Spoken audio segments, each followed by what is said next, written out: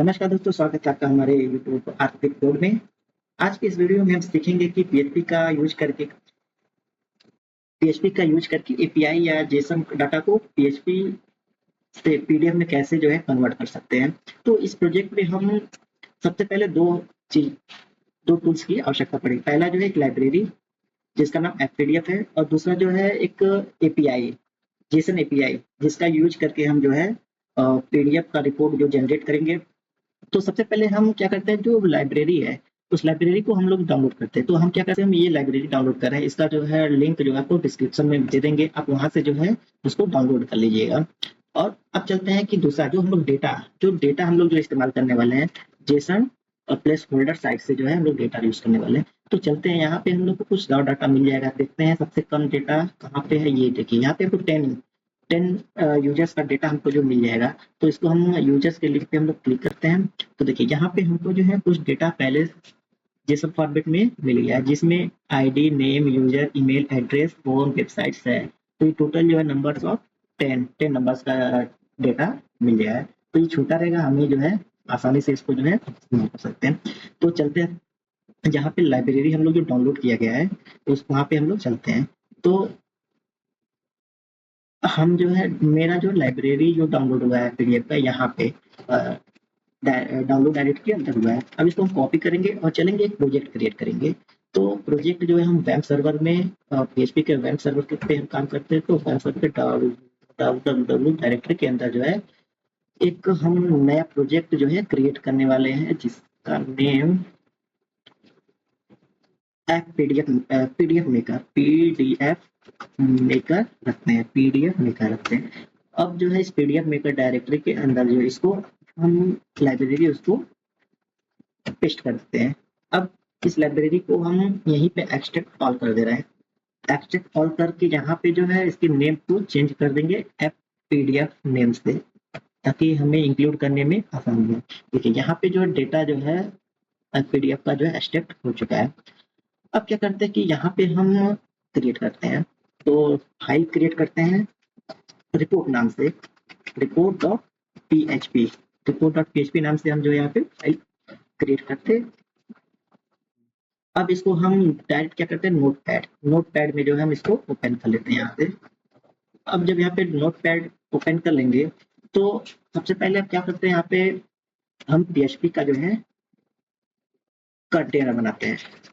यहाँ पे हम लोग जो है पीएचपी का कंटेनर बना लिया है। और सबसे पहले अब क्या होता है कि हम लाइब्रेरी जो इंक्लूड किया गया है उसको हम यहाँ पे इंक्लूड करेंगे अपने इस report.php वाले फाइल पे।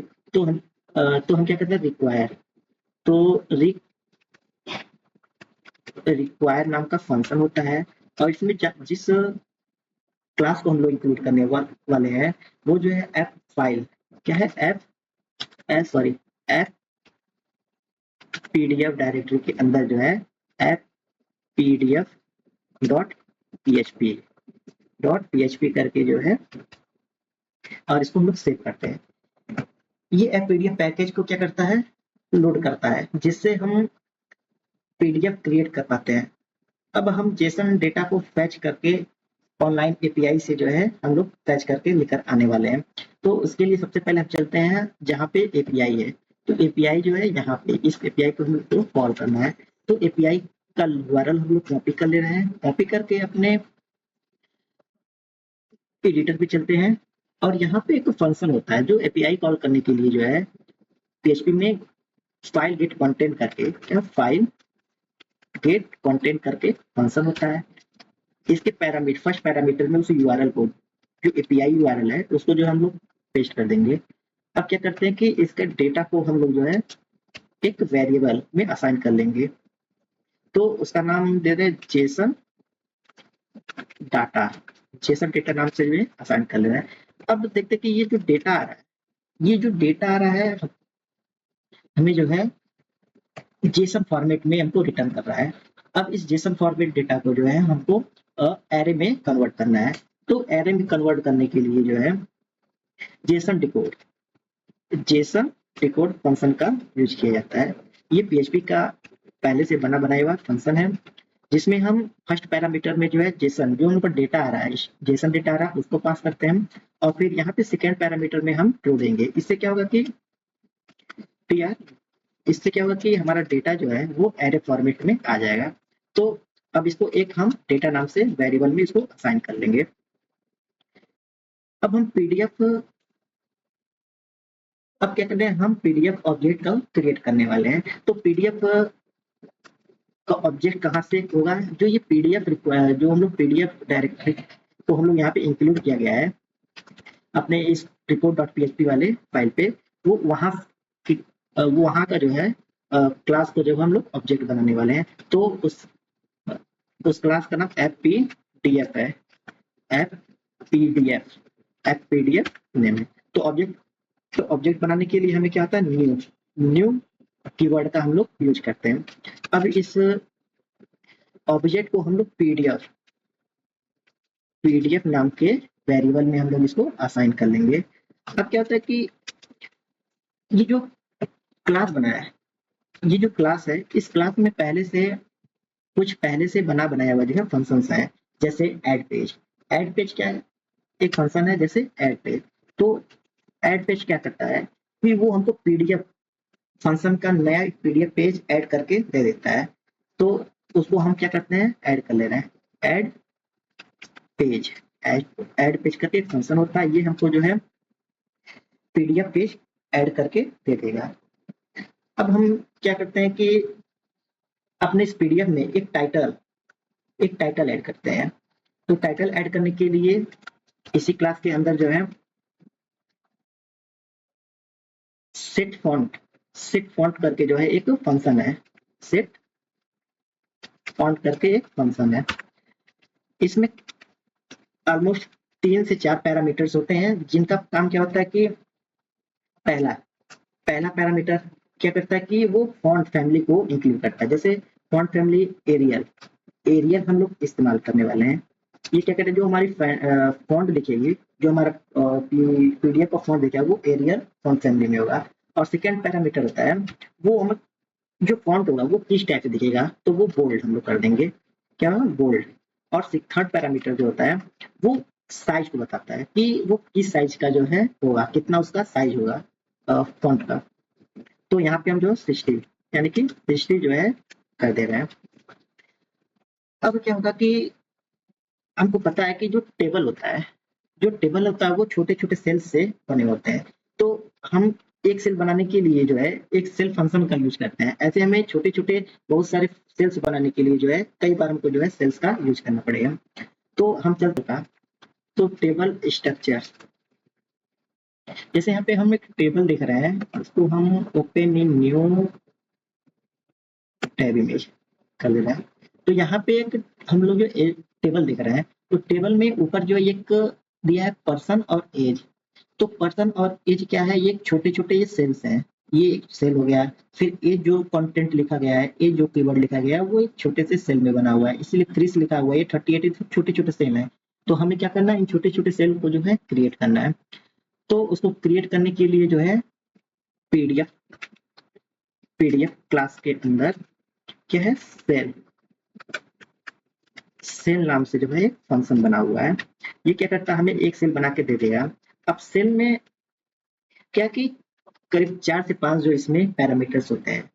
तो फर्स्ट पैरामीटर क्या करता है, वो जो सेल है उसका जो है विड्थ, ये सेल कितना विड्थ लेगा उसको जो है डिसाइड करता है। और सेकेंड पैरामीटर जो है उसकी हाइट, जैसे क्रिस्ट का जो सेल्स का हाइट है इतना है, तो ये सेकेंड पैरामीटर इस पे डिपेंड करता है। और ये सब साइज जो है एमएम में जो है यहाँ पे कैलकुलेट होता है। तो हम क्या कर रहे हैं, यहाँ पे 180 विड्थ ले रहे हैं जो, और उसका हाइट जो है 10 mm कर दे रहे हैं। और थर्ड पैरामीटर जो होता है वो स्ट्रिंग फॉर्मेट में होता है। क्या होता है, स्ट्रिंग फॉर्मेट में। जैसे हम सबसे पहले चाहते हैं कि पीडीएफ बने, तो पीडीएफ के ऊपर जो है यूजर रिपोर्ट करके टाइटल आया, तो ये थर्ड पैरामीटर में दिया जाता है। और फिर एक फोर्थ पैरामीटर होता है, वो बॉर्डर को डिसाइड करता है। अगर हम वहाँ पे 1 पास कर देंगे तो वो बॉर्डर क्रिएट करेगा, अगर 0 असाइन कर देंगे तो वो जो है बॉर्डर नहीं क्रिएट करेगा। तो हम चाह रहे हैं यहाँ पे बॉर्डर क्रिएट हो, जो यूजर है उसको चारों तरफ बॉर्डर करके आए। और एक और पैरामीटर होता है, वो लाइन को ब्रेक करता है। क्या होता है? लाइन को ब्रेक करता है कि ये सेल के बाद का जो सेल बनेगा वो जो है ब्रेक हो जाए, नीचे करके आए। जैसे बीआर टैग होता है HTML में, वैसे ये पैरामीटर काम करता है। अब क्या कर, पीडीएफ पे जो टेबल हम क्रिएट करेंगे उसका जो है हेडर, जो हेडर बनता है उसको हम लोग क्रिएट करने वाले हैं। तो हम क्या करेंगे, पीडीएफ लाइब्रेरी के अंदर सेल सेल नाम सेल नाम का फंक्शन कॉल करेंगे, और उसका जो हाइट विड्थ, जैसे हमने बताया कि पहला पैरामीटर जो है विड्थ बताता है और दूसरा जो है हाइट, तो ये 10 mm का जो है हाइट है। और यहाँ पे चाह रहे कि सबसे पहले हम जो है आईडी, जो यूजर का है आईडी, जैसे हम लोग जेसन को देखा जाए, जैसे हम लोग जेसन को देखा जाए तो यहाँ पे जो पहला आईडी आ रहा है, फिर नेम आ रहा है, फिर यूजर आ रहा है, तो ये सब जो हमको सबसे पहले हेडिंग बन के आए दिखे, ऐसा हमको क्रिएट करना है। और फिर उसके बाद जो है जैसे वहाँ पे आईडी प्रिंट हो तो हमको फोर्थ पैरामीटर यानी कि हमको बॉर्डर क्रिएट लगाना है, तो वो बॉर्डर में बन के आए। अब क्या करना है कि इसी को कॉपी करना है और यहाँ पे पेस्ट करते चले जाना है। अब फिर उसका सेकेंड जो कॉलम बनेगा उसमें हमको क्या है, नेम दिखाना है, फिर उसके बाद ईमेल, ईमेल और इसी तरीके से फोन, फोन नंबर भी इसमें है तो फोन नंबर डाल दे रहे हैं। फिर उसके बाद जो है सिटी, एक और जो है हम कॉलम बना ले रहे हैं जिसका नाम कर दे रहे हैं सिटी। अब इसका जो विड्थ होगा, अब विड्थ जो होगा ये 12 का न रख रहे हैं। अब क्या करें कि नेम जो है स्ट्रिंग होता है, हो सकता है ज्यादा स्पेस ले, तो इसका हम जो है 40 mm कर दे रहे हैं, फिर इसका 50 कर दे रहे हैं, फिर इसका जो हम 20 इंक्रीज करके 50 + 70, फिर इसके बाद ये 90 का जो हम सेल क्रिएट कर दे रहे हैं। अब क्या करना है कि जो हमारा डेटा जा रहा है, जो एपीआई से जो डेटा आ रहा है, तो उसका लूप चला के जो है अलग अलग जो है वो हम लोग क्रिएट कर लेंगे। तो इसके लिए हम क्या करने हैं, फॉर ईच लूप लगाएंगे और इसका फर्स्ट पैरामीटर में इसको असाइन कर देंगे, और फिर एस लगा के उसे एक यूजर्स नाम से वेरिएबल में इसको पूरा का रिस्पॉन्स जो है ले लेंगे। तो यूजर कर दे, तो यूजर कर ले रहे हैं। अब क्या है कि अब हमें क्या करना है कि ये जो सेल्स है, अब सेल्स में जो डेटा हमारा जो लूप के अंदर जो बनेगा, जो अलग अलग रूप बनेगा, उसको जो है हम यहाँ पे प्रिंट कर दे रहे हैं। तो इस पूरे डेटा को हम क्या कर रहे हैं, कॉपी कर ले रहे हैं, कॉपी करके यहाँ पे जो है इसको पेस्ट कर देंगे, ताकि हमें जो है जितना टाइटल बनाया गया है उतना ही जो है। तो ये थर्ड पैरामीटर जो है, जो थर्ड पैरामीटर है वो यूजर से जो डेटा आ रहा है उसे हम क्या करना है, यहाँ पे असाइन करेंगे। तो यहाँ पे डॉलर यूजर्स, यूजर्स में जो डेटा आ रहा है वो आईडी नाम से आ रहा है, जो फर्स्ट जो आईडी आ रहा है वो आईडी की से हमको डेटा मिलेगा। और नेम जो है वो जो है नेम, नेम से मिल जाएगा। और ये जो है ईमेल, ईमेल, और यहाँ पे फोन, PHONE फोन, और ये जो है सिटी, सिटी। यहाँ तक कि जो डेटा आ रहा था वो जो है अलग अलग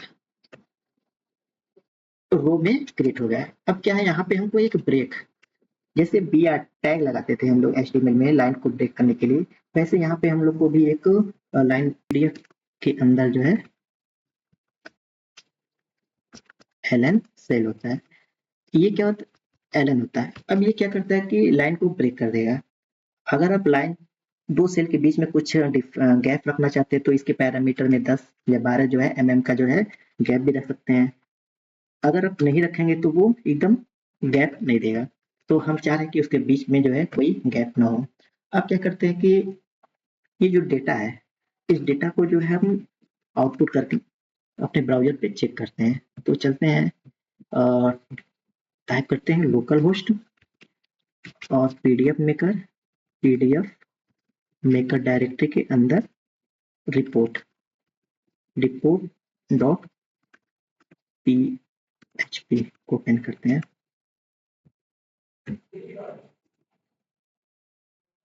यहाँ पे दे रहा है अनडिफाइंड सिटी, तो देखा जाए हमारे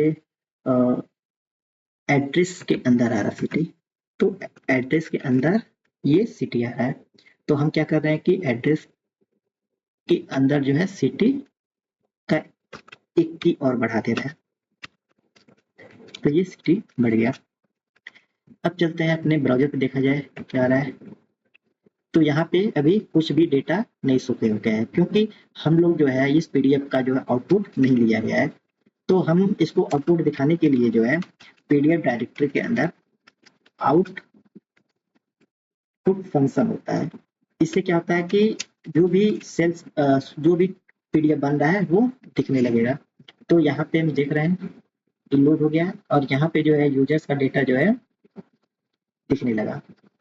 तो ये थोड़ा सा फॉर्मेटिंग में प्रॉब्लम कर रहा है, तो इस तरीके से जो है आप जो है हाइट विड्थ भी इसका सेट कर सकते हैं। जैसे ये यूजर्स रिपोर्ट जो है लेफ्ट साइड में आ रहा है, तो इसको जो है एक नया पैरामीटर, एक एक्स्ट्रा पैरामीटर जो है यहाँ पे दे देंगे। ये क्या करता है कि वो डिसाइड करता है कि कंटेंट जो है सेंटर में होगा, फिर लेफ्ट में होगा, तो राइट में, तो चाहे सेंटर में हो, तो यहाँ पे जो है वो सेंटर में होकर जाएगा। देखिए यहाँ पे, तो ऐसे हम क्या कर सकते हैं, पीडीएफ को जो है क्रिएट कर सकते हैं। अब इसको हम डाउनलोड भी कर रहे हैं, ये डाउनलोड वाला जो ऑप्शन है, यहाँ पे आप डाउनलोड करना चाहते हो, इसको डाउनलोड कर लेंगे और उसके अपना अनुसार जो नेम देख के जो है टॉप सेव कर सकते हैं। तो देखिए ये सेव हो गया पीडीएफ। और अगर इसी को प्रिंट करना चाहते हैं तो यहाँ से प्रिंट भी कर सकते हैं इस पीडीएफ को, अपने आवश्यकता अनुसार इसे कर सकते हैं।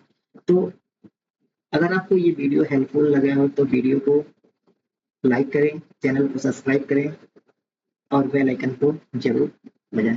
तो मिलते हैं अपने नेक्स्ट किसी एक अच्छे से प्रोजेक्ट में, तो तब तक के लिए धन्यवाद।